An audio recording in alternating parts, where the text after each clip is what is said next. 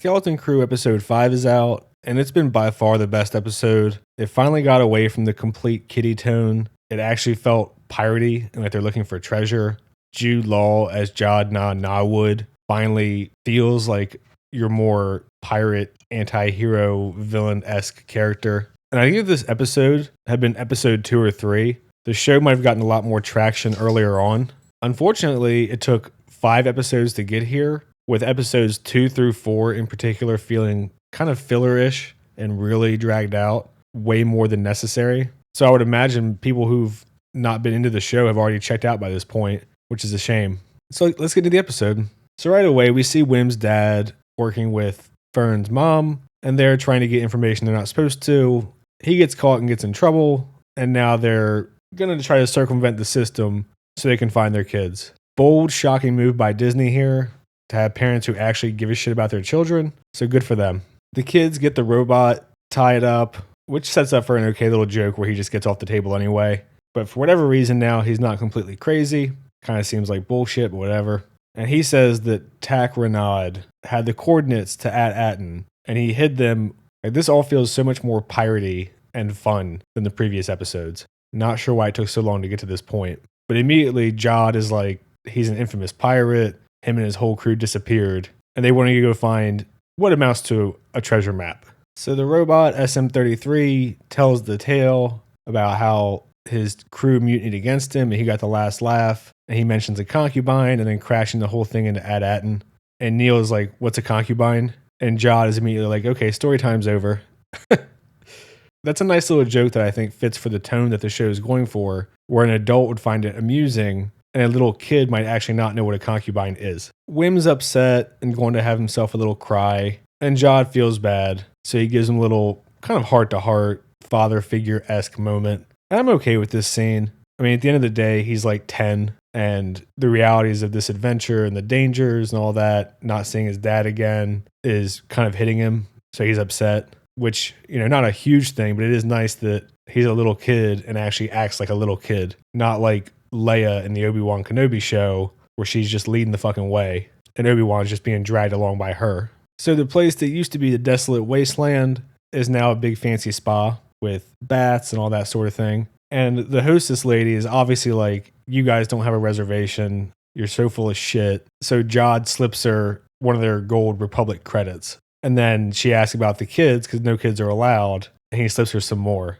And then he gets in trouble and he ends up just giving her a whole shitload of them. It's a pretty amusing scene, but, I don't mind how it's done. And he's also asking about why there's so much extra security. And it turns out there's an economic summit there. So they're on the lookout for spies and imposters. And that's obviously when she gives him this look like, we both know what's up. So he has to bribe her. And while he's doing this bribery, he runs into some white alien chick who calls him Dash Zenton. And the kids are like, how many names does he have? Like, what is his actual name at this point?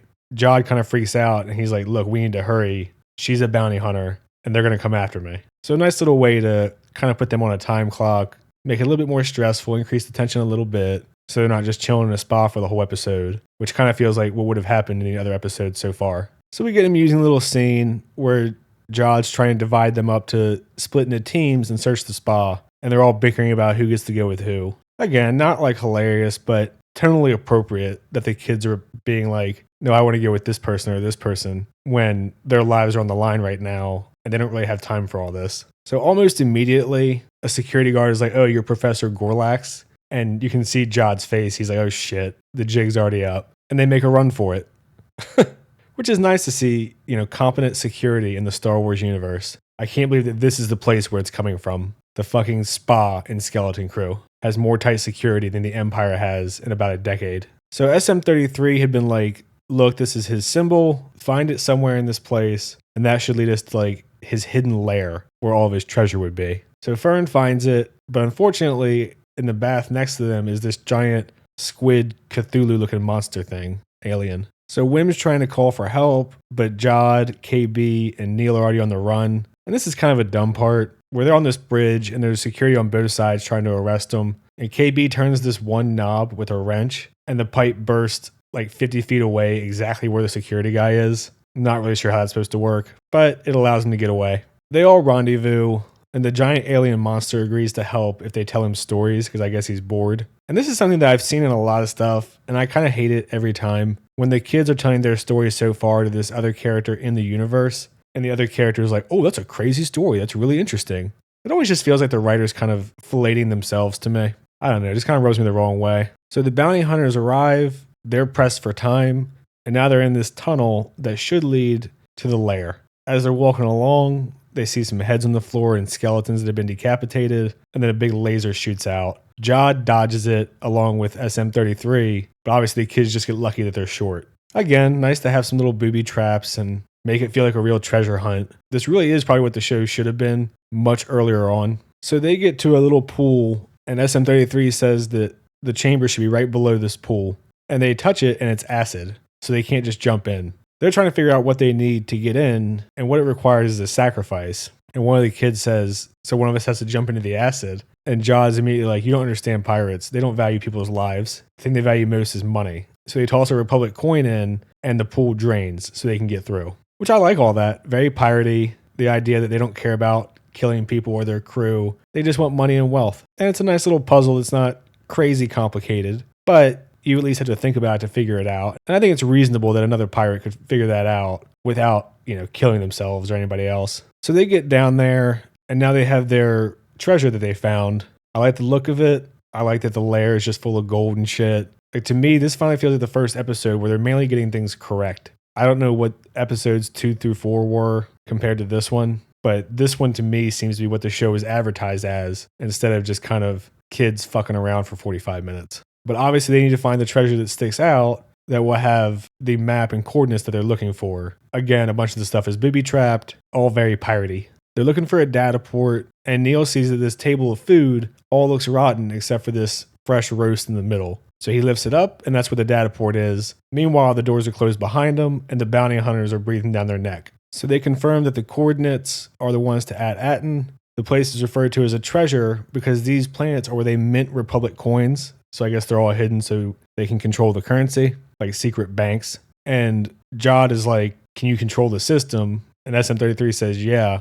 And he's like, refill that chamber with acid. Probably the best part of the whole show so far. One, it's clever to use it. And two, him making this decision like this, again, pushes him much more away from the kid-friendly buddy into feeling like a real pirate and just ruthlessly melting all of their pursuers. And I feel like the tone of this also really shifts where the show has been pretty dramatically, where everything's been kind of goofy before, even the action. No one's really dying. And even though it's off screen, it's still one of those moments where you're like, damn. And then once this is all confirmed, it's the planet of eternal treasure and all that. We finally get the betrayal that we knew was coming from Jod. And it's funny because I said this, I think after episode 2, is why wouldn't he just challenge them and take power for himself instead of letting little kids lead him around?